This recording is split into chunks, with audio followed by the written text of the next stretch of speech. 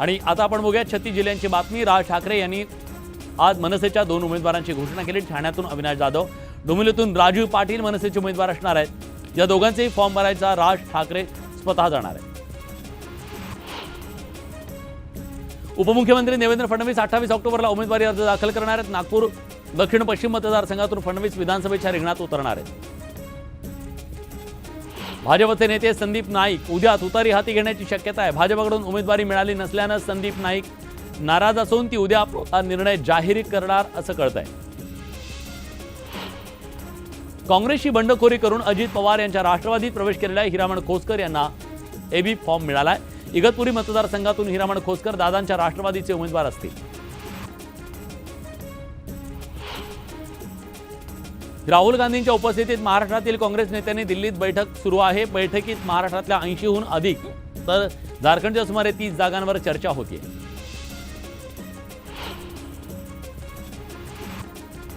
महायुतीमधील एक जण बाहेर पडेल आणि महाविकास आघाडीत एकत्र राहणार नाही अशी भविष्यवाणी बच्चू कडूंनी केली आहे। जागा वाटपाच्या तिढ्यावरून बच्चू कडूंनी हा दावा केलाय।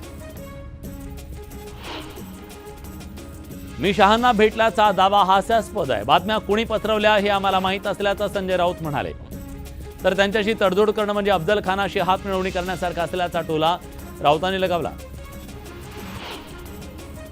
आमच्यावर शंका घेणारे एका बापाची औलाद नाही, बाप दाखवला नाही तर श्राद्ध घाला असा खोचक टीका संजय राऊतांनी केली आहे।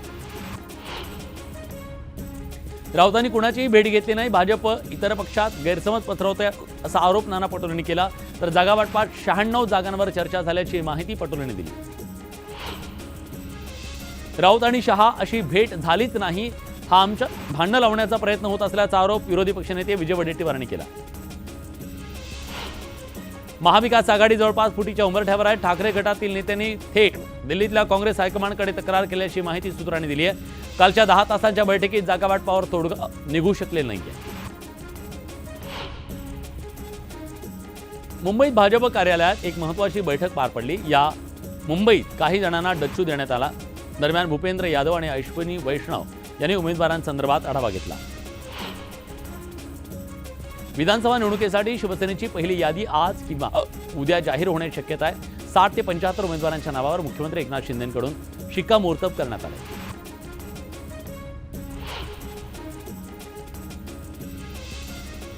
नाशिकच्या दिंडोरी मतदारसंघातून नरहरी झिरवळांना अजित पवार गटाकडून उमेदवारी देण्यात आली आहे। झिरवळ पवार गटात जाणार असल्याची चर्चा होती। मुख्यमंत्र्यांचे माजी सचिव बालाजी खदगावकर यांनी नांदेडच्या मुखेडमधून अपक्ष लढण्याची घोषणा केली आहे। भाजपनं विद्यमान आमदार तुषार राठोड यांना उमेदवारी दिल्यानंतर खदगावकर यांनी बंड केले।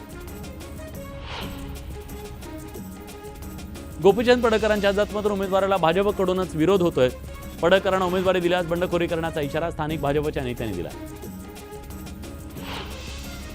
ऐरोली मतदारसंघाचे भाजपचे उमेदवार गणेश नाईक यांनी प्रचाराचा नारळ फोडलाय। बोनकोडे गावातून नाईकांनी प्रचाराला सुरुवात केली आहे। गेल्या अनेक दशकांपासून भाजपमध्ये असलेला कदम परिवार तिकीट न मिळाल्याने नाराज झालाय। इच्छुक उमेदवार सत्यजित कदम आणि माजी आमदार चंद्रशेखर कदम भाजप विरोधात बंड करण्याची शक्यता वर्तवली जाते। उल्हासनगरमध्ये भाजप आमदार कुमार ऐलानी यांची उमेदवारी तळ्यात मळ्यात आहे। तर दुसरीकडे भाजप जिल्हाध्यक्ष प्रदीप रामचंदानी यांनी सुद्धा उमेदवारीची मागणी केली आहे। महाराष्ट्र डेमोक्रॅटिक फोरमद्वारे अकोल्यात विचार सभेचं आयोजन करण्यात आलं होतं। महायुतीच्या विरोधात असलेल्या या सभेत वंचित या कार्यकर्त्यांनी जोगेंद्र जाधवांना राहुल गांधींवरून अनेक सवाल करत एकच गोंधळ घातला। 25 तारखेपर्यंत कुठल्या जागा लढवायच्या आणि कुठल्या पाडायच्या हे ठरवणार असं जरांगे पाटील म्हणाले। तर भाजपनं आमच्या ढवळाढवळ करू नये असा इशारा जरांगेंनी दिला। राष्ट्रवादी शरद पवार गटाकडून रोहित पाटील 24 सप्टेंबरला उमेदवारी अर्ज भरणार आहेत। तासगाव कवठे महाकाळ विधानसभा मतदारसंघातून लढण्याची शक्यता आहे। सांगलीत भाजपमध्ये बंडखोरीला सुरुवात झाली। भाजपचे इच्छुक नेते शिवाजी डोंगरे अपक्ष लढणार आहेत। गाडगिळांच्या उमेदवाराला विरोध करत डोंगरेंनी अन्याय झाल्याचा आरोप केलाय। अकोल्यातील बाळापूर मतदारसंघातील उमेदवारीवरून महायुतीत रस्सीखेच सुरू आहे। उमेदवारीसाठी तिन्ही पक्षातील अनेक इच्छुक रांगेत आहेत। पनवेलचे आमदार प्रशांत ठाकूर यांना पहिल्या यादीत उमेदवारी मिळाली आहे। त्यानंतर त्यांनी पक्षातील वरिष्ठांचे आभार मानले। नाशिकच्या विद्यमान आमदार देवयानी परांदेंनी शेकडो कार्यकर्त्यांसह देवेंद्र फडणवीसांची भेट घेतली। पहिल्या यादीत नाव नसल्यानं परांदेंनी सागर बंगल्यावर शक्ती प्रदर्शन केलं। भाजपचे इच्छुक उमेदवार माजी आमदार नरेंद्र मेहता यांनी मीरा भाईंदरमध्ये संकल्प सभा घेत शक्ती प्रदर्शन केलं। मीरा भाईंदरमध्ये गीता जैन आणि नरेंद्र मेहतांमध्ये तिकिटासाठी चुरस रंगली। मावळ मतदारसंघावर आमचा दावा आहे। भाजप कार्यकर्त्यांच्या नावानं ओळखला जाणारा मतदारसंघ असल्यानं संधी दिली जावी अशी अपेक्षा आहे, असं माजी आमदार बाळा भेगडेंनी म्हटलंय। लातूरच्या औसा विधानसभेतून भाजप आमदार अभिमन्यू पवार यांना दुसऱ्यांदा उमेदवारी जाहीर करण्यात आली आहे। पक्षाकडून उमेदवारी जाहीर झाल्यानं पवार यांनी देवेंद्र फडणवीसांचे आभार मानले। वाशिमच्या रिसोडमध्ये निवडणूक लढवण्याचा निर्णय स्वाभिमानी शेतकरी संघटनेकडून घेण्यात आला। स्वाभिमानीच्या प्रमुख कार्यकर्त्यांच्या बैठकीत हा निर्णय घेण्यात आला।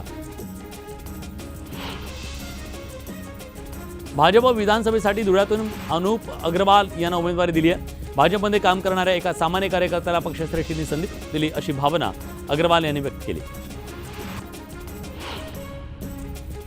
बुलढाण्याच्या मेहकरमध्ये डॉक्टर ऋतुजा चव्हाण यांनी वंचितकडून निवडणुकीत उतरण्याचं जाहीर केलं। त्यामुळे मेहकरमधून वंचित महिला उमेदवार देणार असल्याची जोरदार चर्चा रंगते। अजित पवार गटाचे इच्छुक उमेदवार अपूर्व हिरे यांनी संजय राऊतांची भेट घेतल्याची माहिती समोर येते। त्यावेळी नाशिकमध्ये सीमा हिरे यांना भाजपकडून उमेदवारी जाहीर झाल्यानं अपूर्व हिरे ठाकरे गटात जाण्याची शक्यता आहे।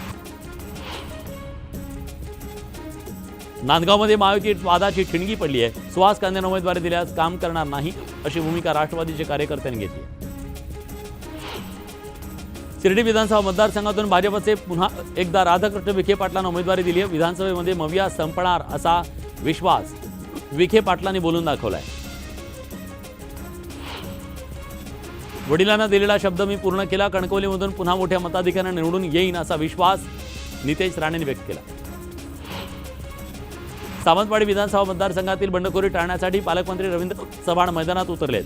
मंत्री रवींद्र चव्हाण विशाल परब यांच्या सोबत बैठक घेणार आहेत आणि बंड शमवण्याचा प्रयत्न करणार आहेत। नागपूर ग्रामीणमधून सुधाकर कोहळे भाजपातून लढायला इच्छुक होते, मात्र उमेदवारांच्या यादीत डावलण्याचा विषय येत नाही, त्यामुळे भाजपमध्ये बंडखोरी करणार नाही असा दावा सुधाकर कोहळेंनी केला। नांदेड जिल्ह्यातल्या भोकर मतदारसंघातून अशोक चव्हाणांच्या कन्या श्रीजा चव्हाण यांना भाजपमधून उमेदवारी जाहीर झाली आहे। त्यासाठी त्यांनी पक्षाचे आभार मानत चव्हाण घराण्याची जबाबदारी माझ्या खांद्यावर आहे आणि जबाबदारी पुढे घेऊन जाणार असा विश्वास त्यांनी बोलून दाखवला। श्रीजा चव्हाणांना उमेदवारी जाहीर झाल्यानंतर अशोक चव्हाणांनी भाजपचे व्यक्तिशः आभार मानले। यावेळी श्रीजा चव्हाण चांगल्या मताधिक्याने निवडून येतील असा विश्वास चव्हाणांनी व्यक्त केला।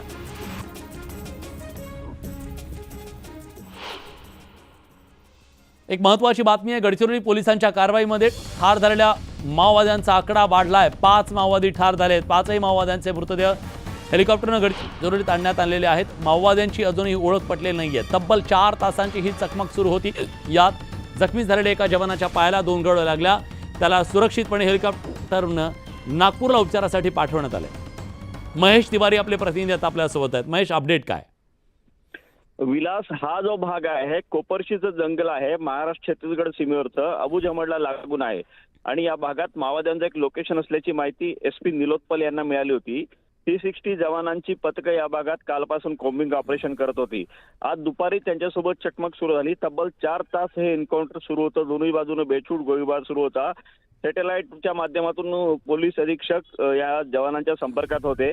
दरम्यानच्या कारवाईत 5 माओवादी ठार झालेले आहेत। बरोबर आहे, आकडा माओवाद्यांचा वाढलेला आहे।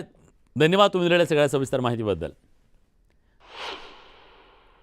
विधानसभा निवडणुकीच्या निमित्तानं पालिकेतील अधिकारी कर्मचाऱ्यांना शहरातील 3 विधानसभा मतदारसंघात निवडणुकीचं काम सोपवण्यात आलं।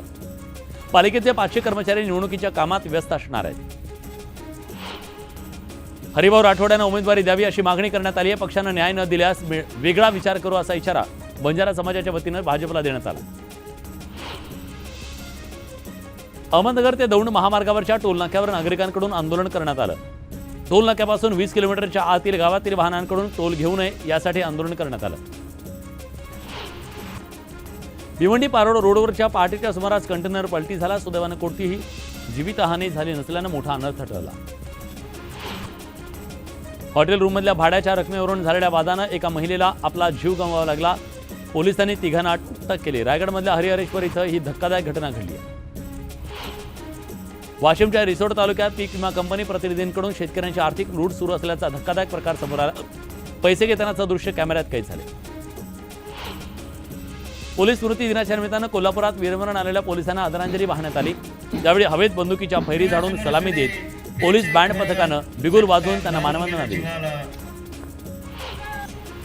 परतीच्या पावसामुळे अमरनाथ, कल्याण, मुरबाड, शहापूर तालुक्यात मोठ्या प्रमाणात भात शेतीचं नुकसान झालंय. मात्र एकाही अधिकारी बांधावर नुकसानीच्या पाहणीसाठी आला नाही. न्यूज 18 लोकमतनं ही बातमी दाखवतात अधिकाऱ्यांना मात्र जाग आली आहे आणि त्या नुकसानीची पाहणी करायला सुरुवात केली आहे. नंदुरबारमध्ये पूर्व पट्ट्यामध्ये परतीच्या पावसामुळे मोठ्या प्रमाणात नुकसान झालं. शेतीतल्या कापसासह मिरची पिकाचं मोठ्या प्रमाणात नुकसान झालं. शेताला तळ्याचं स्वरूप प्राप्त झालं. परतीच्या पावसानं बागलाण तालुक्यात कहर केला. वादळी वाऱ्यासह झालेल्या मुसळधार पावसानं फळबागांचं मोठ्या प्रमाणात नुकसान झाल्यानं शेतकरी हवालदिल झाला. सटाणा भागात झालेल्या अतिवृष्टीमुळे गोरणेच्या शिवनदी असलेल्या बंधारा फुटून शेतात पाणी शिरलं. शेकडो एकरवरची पिकं त्यामुळे वाहून गेली. सिंधुदुर्गात परतीच्या पावसानं थैमान घातलं. या शेतीचं मोठ्या प्रमाणात नुकसान झालंय. या नुकसानीची पाहणी वैभव नाईकांनी केली. यावेळी तात्काळ पंचनामे करण्याचे मागणी त्यांनी केली. चांगला दर मिळत असल्यानं वाशिममधल्या शेतकऱ्यांनी 70,000 हेक्टरवरच्या तुरीची पेरणी केली. मात्र सततच्या अतिवृष्टीनं तूर पीक जळून गेलंय. तुरीवर मर रोगाचा प्रादुर्भाव झालाय.